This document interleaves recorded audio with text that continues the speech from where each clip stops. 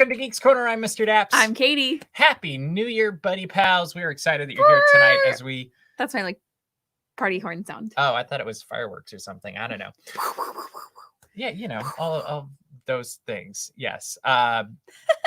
We are excited that you're here for the first episode of the year 2022. Happy 2022, y'all. I almost said 2022, but 2022. in the year 2022. I don't know about you, but I'm feeling 22. I thought you were going to say blue. I'm like, all right. No, much like Taylor Swift once wrote. As the prophet Taylor Swift once wrote. And I do feel like before we get into anything tonight, we should talk about the coffee that we're drinking. Mm-hmm. Do you want to talk about it?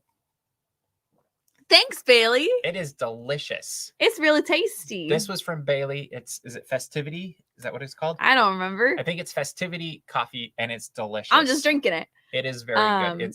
It's got floral notes. We should have recorded a little bit of spice in it. We did a pseudo coffee tasting earlier. We should have recorded. I was reading on the bag that it says there's nutmeg, and I can totally taste it this time. Now that I knew it's there. Anyway, it's delicious. Happy New Year. Thank you for the coffee, Bailey. You're welcome for the sipping.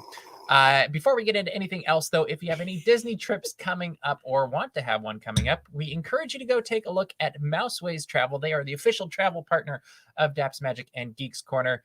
And you can do that by going to mouseways.com/dapsmagic. And Matthew will take care of you and all of your details so you can focus on enjoying the magic. With that, focus on the fun. Focus on the fun, but not a Ford Focus. Do those still exist anymore? Almost positive. Okay, I don't know. We do not drive Fords here. You used Speaking of fun things, no, I've never driven a Ford. Oh, that was a Toyota. I'm sorry. I was thinking of Festivity Blend from Temple Coffee, which is delicious. It's from Sacramento, California, and if we had the link, we would put it up right now. I was thinking of Sam Eagle. Oh, Sam Eagle. But that was there you go. That was a Toyota. That was a Toyota. It was a beautiful Toyota. I thought it was a Ford for a second. No, it was might an be. Awesome truck. Anyway, before we get into anything for the show tonight, I thought we'd play show and tell. Is that okay? We should have had a graphic pop-up show and tell. But today, I got from the Walt Disney World Resort my very first official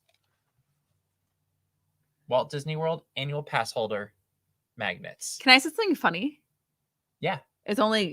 I'm very, very excited for you. I don't think you are. I think I'm about to have my hopes and dreams dashed. I still haven't gotten my Magic Key box. Okay. I have one. I'll share. And you got your annual pass 2 months after I got my Magic Key. That is true. This is very nice, though. I do like that you have 2 magnets. I know. I don't know why I got 2, but I'm not complaining. They're very large magnets as well. And they're hefty. And I like that there's a pretzel on the inside. When you do this. Oh, on the other side. It's a pretzel. It says, "Welcome to Pass Holder Magic. Congratulations. You just became a part of something extraordinary 2 months ago. Because your Walt Disney World annual pass is more than just a way for you to get into the magic. It's the key to getting the magic into you." I don't know what that means.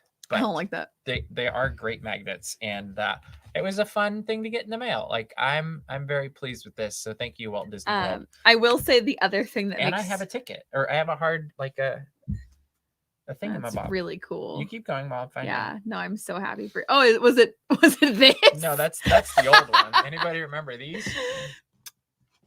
No, I think the thing that's funniest about this is that in my daily life, in my day job, one may say, my company is partnered with Arizona State University, and so when you first walked into the set and you said, "Look what I got," I just saw this. And I was like, you got a mailing from ASU?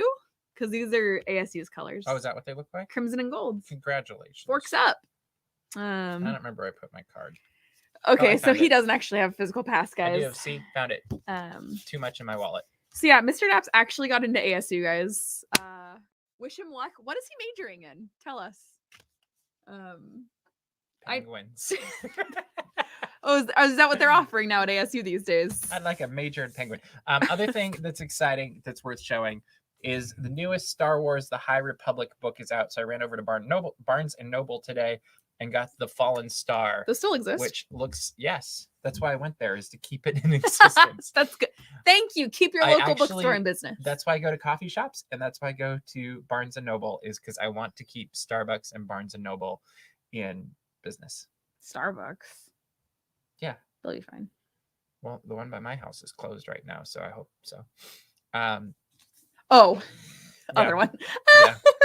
yeah. But anyway, this is The Fallen Star. It's the third in the trilogy of the High Republic for the adult novels.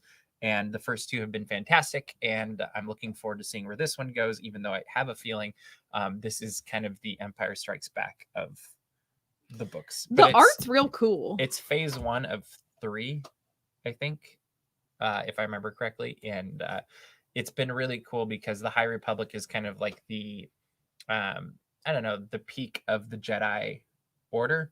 And I have a feeling this is when they no longer are. Like, I think this is the beginning of the end of the Jedi before they're, like, I think they're going to go down pretty far before we see what happens in later movies and things like that. Possible. Yeah, that would have been great, except for it just came out today, so I couldn't buy it last week. And I could have actually gotten it for like $7 or $8 cheaper if I just bought it online and went and picked it up. But I figured that probably hurt jobs somehow.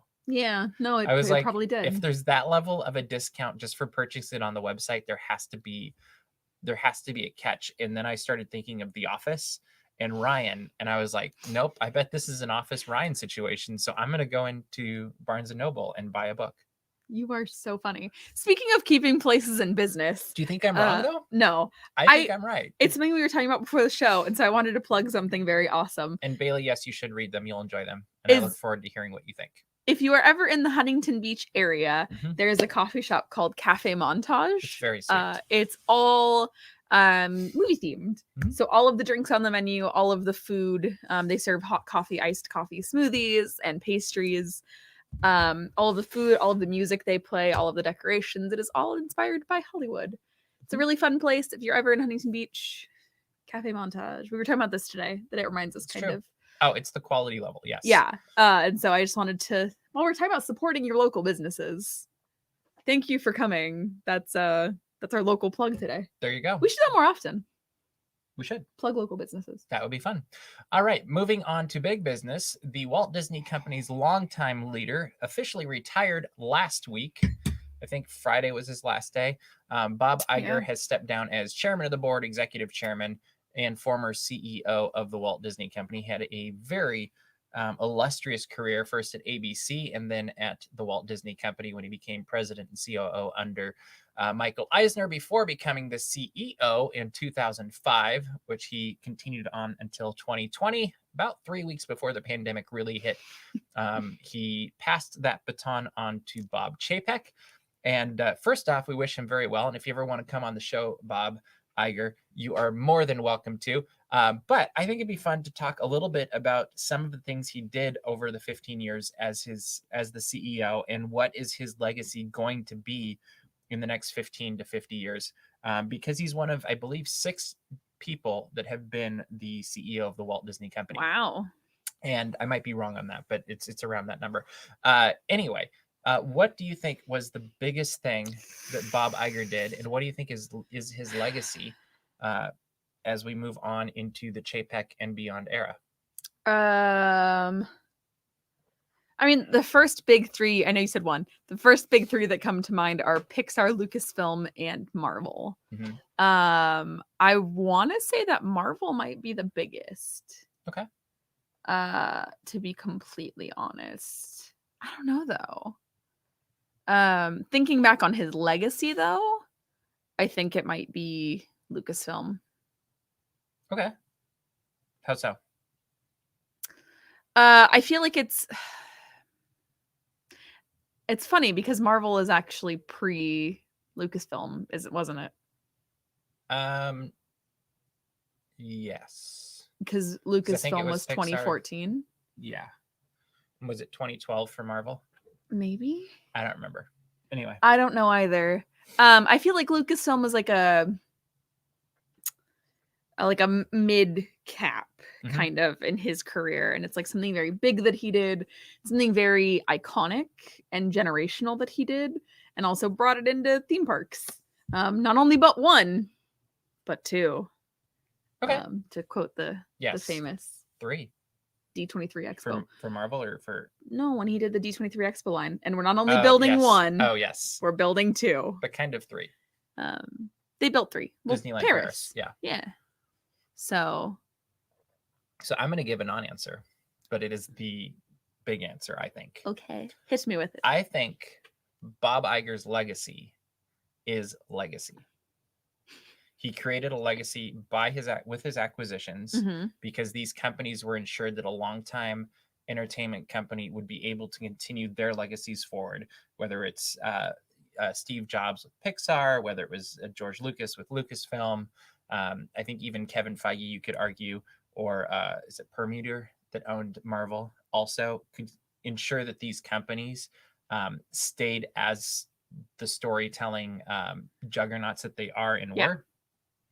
But I think he even went further with that, and Fox, actually, we could say the same thing too, is it kept it a entity of storytelling. But I think that goes even further when you think of, he had this vision of creating this storytelling juggernaut, but then he also recognized that the best way to continue to tell the stories was to have a way to control the way the stories are told.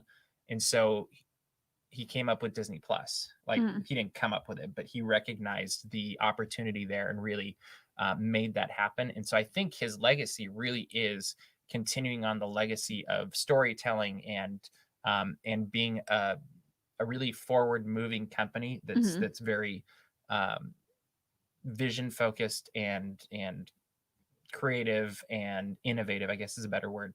And so I think maybe innovative legacy pulls all of that together in a word, but I think that's his biggest legacy, and that comes out through Pixar, through Marvel, through Lucasfilm, and Disney Plus. Yeah. And the interesting thing, and those are huge shoes to fill.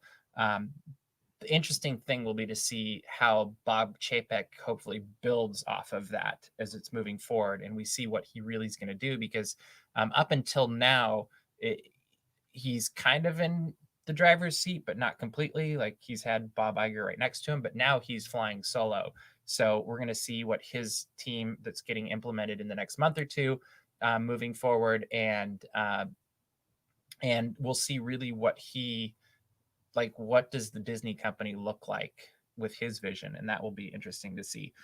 It was kind of interesting. I was looking at my media site for all of the streaming services that Disney has earlier today, and I realized just how much sports is in there.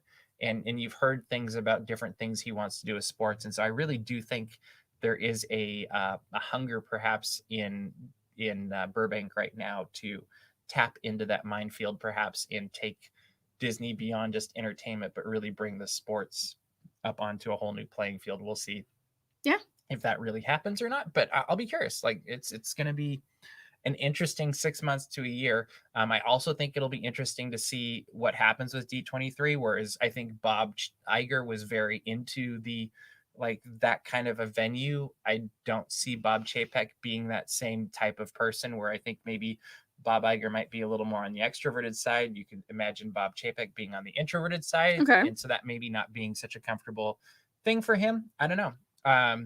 I could see definitely for the parks experiences and products, him just having Josh do it. Yeah. Be like, hey, I am not comfortable with this. Yeah, and it might be lieutenants take over all of the different panels, and he does, maybe he does the Legends ceremony or something. But it'll be interesting because you really think of how, I just feel like Bob Iger was always very central to the D23 Expo, and so without the CEO being central to it, it'll be interesting to see if it has the same gravitas and pull, or is it something that doesn't anymore. It'll be an interesting time looking forward as we move forward with all of those things. It'll also, I really also think we're just going to see a different approach to decision making, and that will be interesting to see in the coming years as well. But Bob Iger, we wish you well. Bob Chapek, we wish you well too, for all of our sakes. And right? Yeah. So with that, we will move on with the show, right? Yeah. We have had a lot of rain lately, which I love. A weird amount. It's one of my favorite things at Disneyland. It's not even an El Nino year. I know. Like, it was so weird. But what has been kind of a weird blessing, I guess you could say, is because of the way the system works now. I've been in multiple times when it rains. You've been in a couple times when it rains, and so I was able to. Was it last Thursday? I think it was last Thursday at like 1:00, get reservations to go in and take pictures of the rain in the afternoon.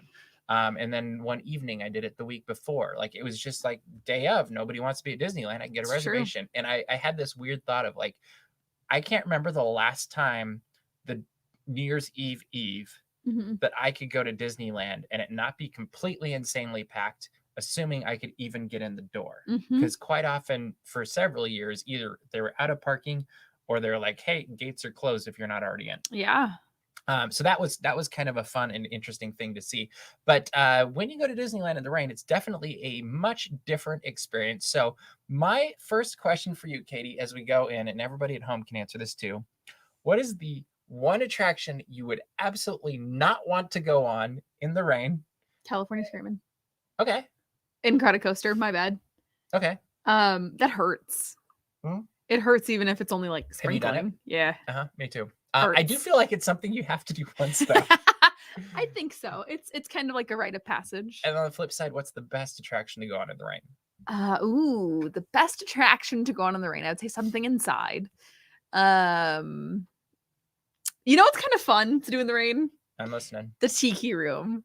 Because agree. then when it Tiki room ends, is- it's just like the actually show. raining. That is true. Yeah. I do like the tiki room in the rain. Yeah, I think that like also Haunted Mansion in the rain's kind of fun because it's nice Actually, and like spooky. That's the one I would have picked. Is Yeah. Haunted Mansion in the rain, I think, is the best. Where is your favorite place to grab a snack in the rain? Grabbing a snack in the rain. I really like Mark Twain's pretty good too. Oh, I do love the Mark Twain. I really like either grabbing a pretzel, or like grabbing a hot chocolate at Starbucks or something. Okay. Because like sometimes I just want to be like cozy. I'm gonna say my favorite place in the rain is Sonoma Terrace underneath the heat lamps with a pretzel with cheese sauce. Bavarian pretzels. Yes, the fancy ones. Yes. Not quite Germany, but pretty close. That is very true. What is your favorite photo location in the rain? Cars Land at night. Okay. Period. It's all reflective and pretty and neon. So I'm gonna say Star Wars Galaxy's Edge at night around the Millennium Falcon. That's fair. For similar reasons. There's something very special about that. And I see in the chat that Clocky likes gumbo in a bread bowl and then walking to Hungry Bear to eat it. That's a very good choice. Coffee in a Grand Circle tour from Jeff, also a very good Something choice. we did recently it was the first rainy day of the season. It was just pouring. And you and I ate soup on the wharf. I would say that was not a completely enjoyable experience. It was like raining indoors. It was raining sideways. I would say that's a place not to go. That day was brutal. Yeah. The gumbo just reminded me of that funny story. I do like flows though on a rainy day. On the inside, not on the inside. I mean, you can be under that overhang and sometimes you're okay, but I feel like but if a wind gust comes, that is true. You're not so safe. That is true. So good soup. Everybody's happy with that. No, you have to good soup. Okay. Do it. You're good. Do it. Adam Driver did it. I know. Good soup. I'm not Adam. I did see a tweet earlier today that somebody was like, Adam Driver needs to be in a Muppet movie and play it completely straight. Yeah. And I'm like, I'm actually very cool very with that. good opposite the Muppets. That's what makes the Muppets work the best. Yeah. It's like a Michael Caine. Yeah, it's a Michael Caine that's going to play it as it is. And then they're going to be true to the text. Exactly. So moving right along. Is there anything else you want to say about the rain? I just thought we should acknowledge it because it was fun. I like rain. And I love to take photos in the rain. That's my favorite activity at Disneyland in the rain. What's your favorite? I like to avoid it. No, I like to be in the rain. Okay. There's actually this really funny thing at work where I have to walk a lot of long distances outside at work. And very frequently lately, people have been like, Katie, do you have an umbrella? And I go, no. And then I just walk in the rain. Nice. Yeah, I kind of scare people with it because I'm like, rain is fun. Whatever works. You know what also is fun? I wouldn't know because I've never done one, but what? A grad night at Disneyland. I also didn't have Actually, a grad Disney night at California Disneyland. Adventure. They're coming back This spring, there's going to be 16 nights of grad nights. Congrats, grads. What do you think about this? Excited for the graduates. Still feels like it's a little early in COVID times for this. Also, who knows where things are going to be by spring? To be 100% honest, I haven't got a clue. I don't know. You don't know. I don't see the future. If I saw the future, I'd get paid a lot more. Which is why I don't have an opinion. I just think good for the graduates. Yep. I do think it's a nice, like, they're not always my favorite days when you're in the parks on grad night. Like, it can get a little bit rowdy. That's a good word. Especially as it gets closer to the evening and the party's starting. But I do think it's a nice return to normalcy of some sort. Yeah. And honestly, if they're going to do the Disneyland After Dark, they might as well do grad night. Yeah, I don't disagree with you. All right. Moving right along. That was awkward. The Book of Boba Fett is now on Disney Plus. It was not awkward though.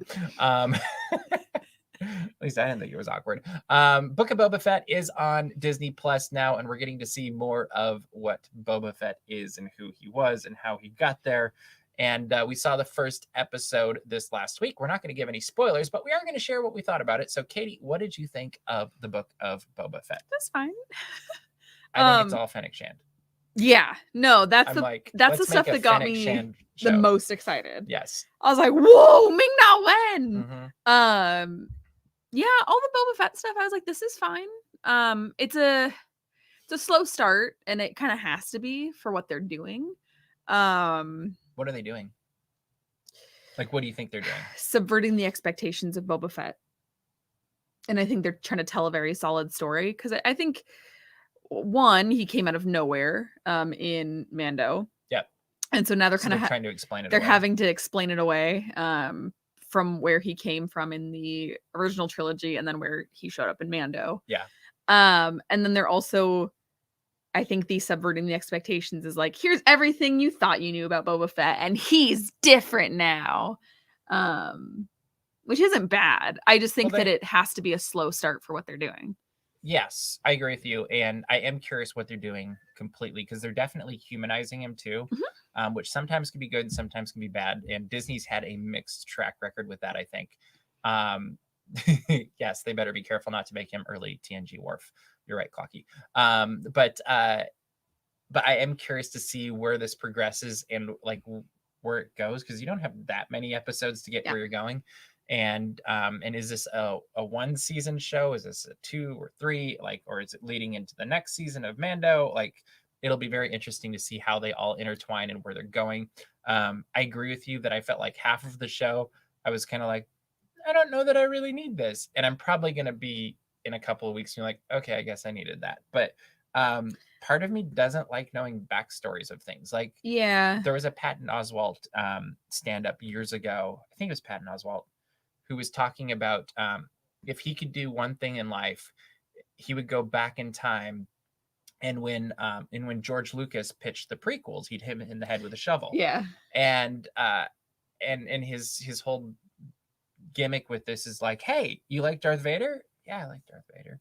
Well, would you like to see Darth Vader as a kid? No, I do not want to see Darth Vader as a kid. And I kind of had that similar thought this week with Mando, where it's like, I don't actually want to know more about Mando. I want to Book of Boba Fett. Or Book of Boba Fett. I want to see Boba Fett go forward. Yeah. And part of what I liked about Mandalorian actually is even though they told us more about him, we still don't know much about him. I will say the thing that's the funniest, and you brought up Patton Oswalt, so it's fair game. There was... I know where you're going. Yeah, there was a scene in Parks and Recreation a couple years ago that was Patton Oswalt just improvising. And he's as his... Turns out he's on the writing staff. It's his character is describing his like fan fiction of how Boba Fett survived. And that is like shot for shot in the show. People are also saying it's from a book that was written that's probably EU at this point and not canon anymore. It's still funny.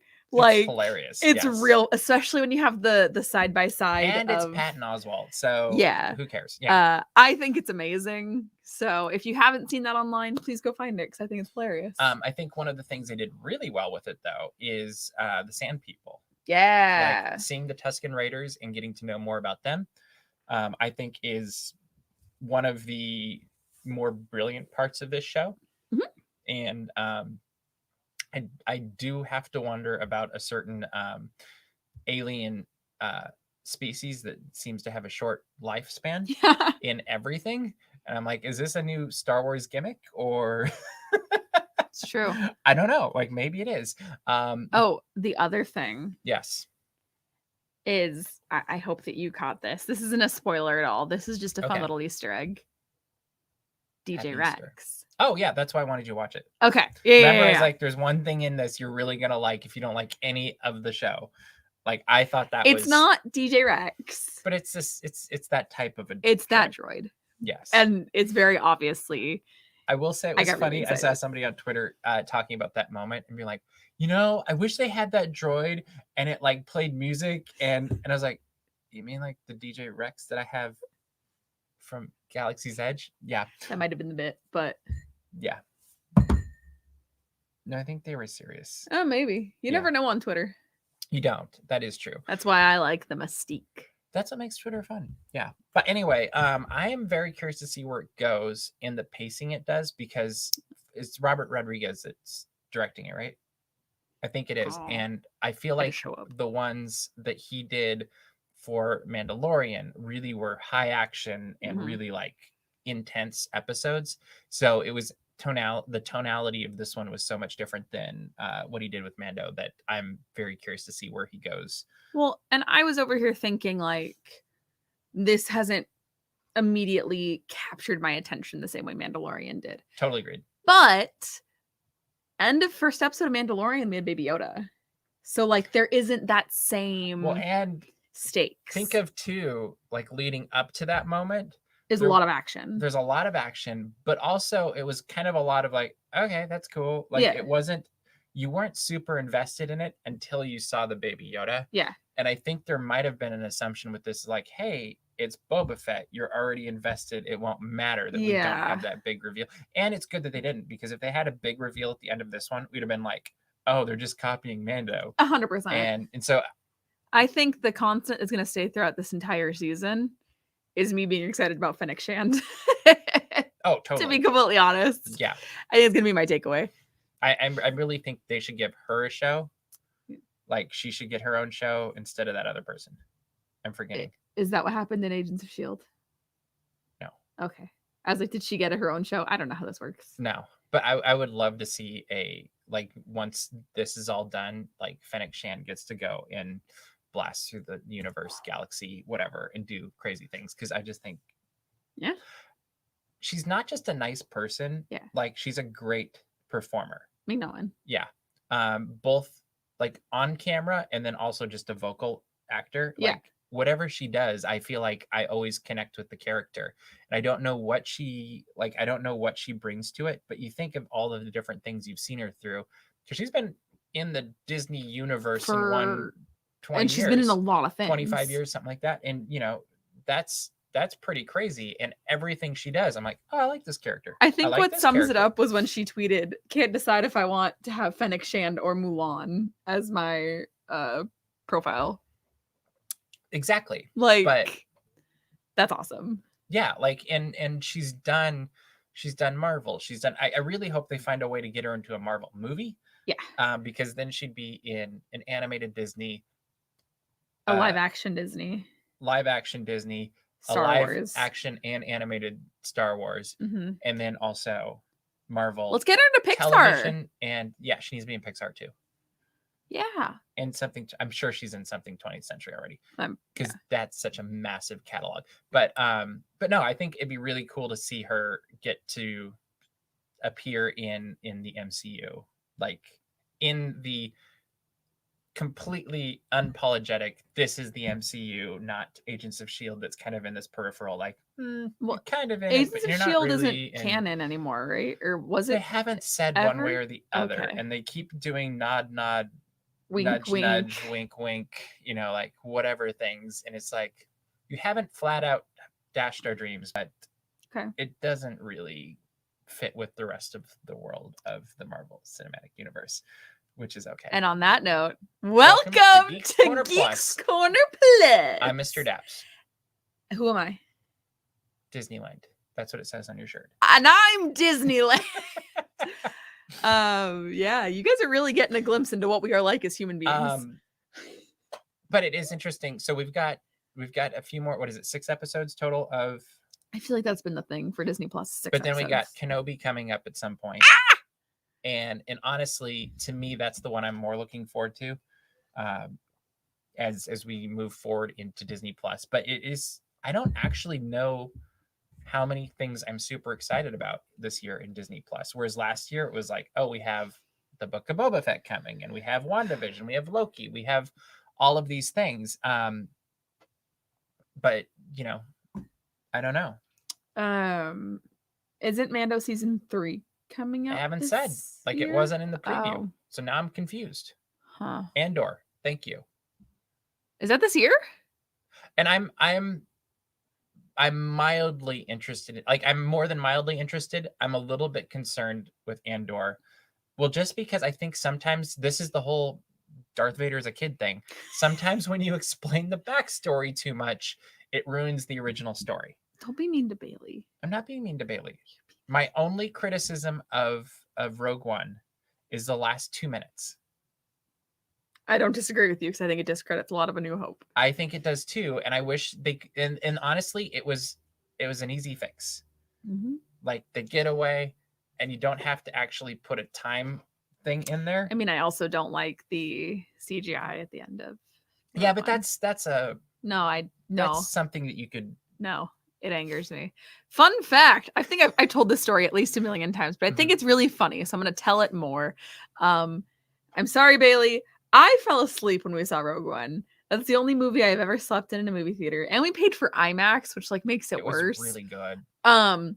So I was awake for the first 15 minutes. Bailey agrees with me. The last 2 minutes of Rogue One shouldn't exist. I fell asleep. I was awake for the first 15 minutes. Then I fell asleep.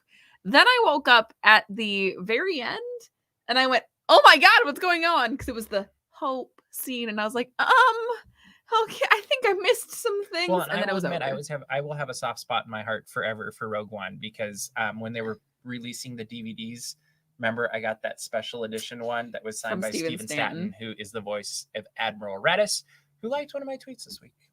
You did. It's true. That was quite exciting. But yeah, so that's my funny story about Rogue One. Yeah. But no, I think overall Rogue One is a good story. And my concern is that something in Andor will do what the last 2 minutes of Rogue One did.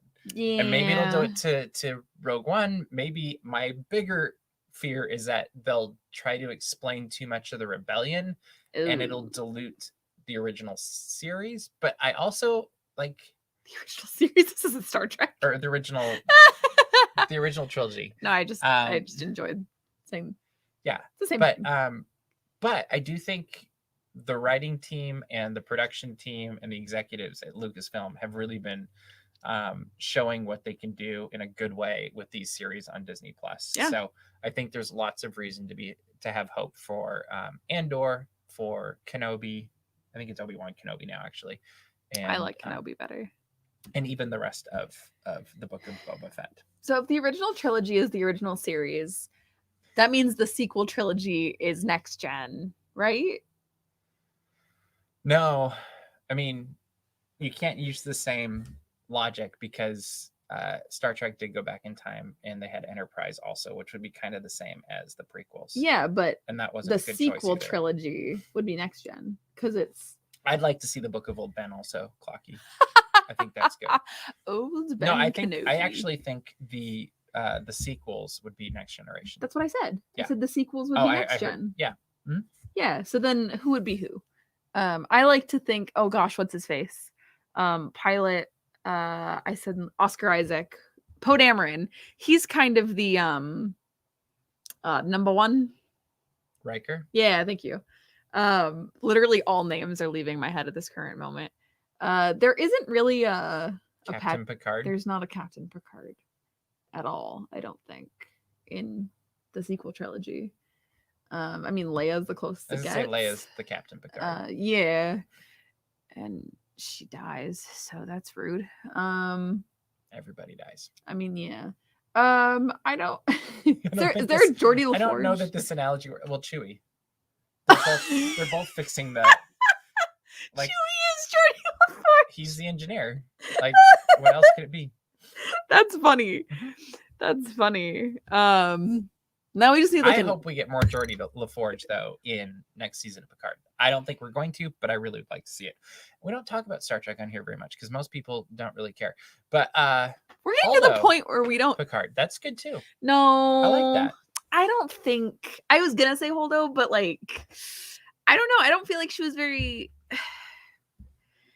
Picard-y. Picardian. Engage. Fun fact. I was going to keep throwing out fun facts today. My work email signature is a quote from Captain Jean-Luc What is that Picard. Things are only impossible until they are not. That is true. So yeah, I just like that it's literally like, it is quote, things are only impossible until they are not, dash, Captain Jean-Luc Picard. And I'm like, I wonder if people receiving emails from me even notice that it's like, who knows? Probably nobody. But the people that do notice are like, wow, big ol' nerd. And that's what I'm going for. I don't know. So we'll find out. All right. We are running out of time for tonight. So Katie, what should people do? Shoot at appsmagic.com. Check out all the Disney and geek news as it happens. Subscribe to our mailing list so you don't miss anything. And make sure to subscribe to our YouTube channel as we've got a ton of videos still going up from Walt Disney World in October because that's just how we do things, apparently. We've also got some upcoming live streams, videos. We're planning on filming the last Christmas Fantasy Parade this weekend, and then also probably the last Believe in Holiday Magic, because that's always a fun thing to do as well. But that is all the time that we have for you this week. So we will see you round the corner. Bye.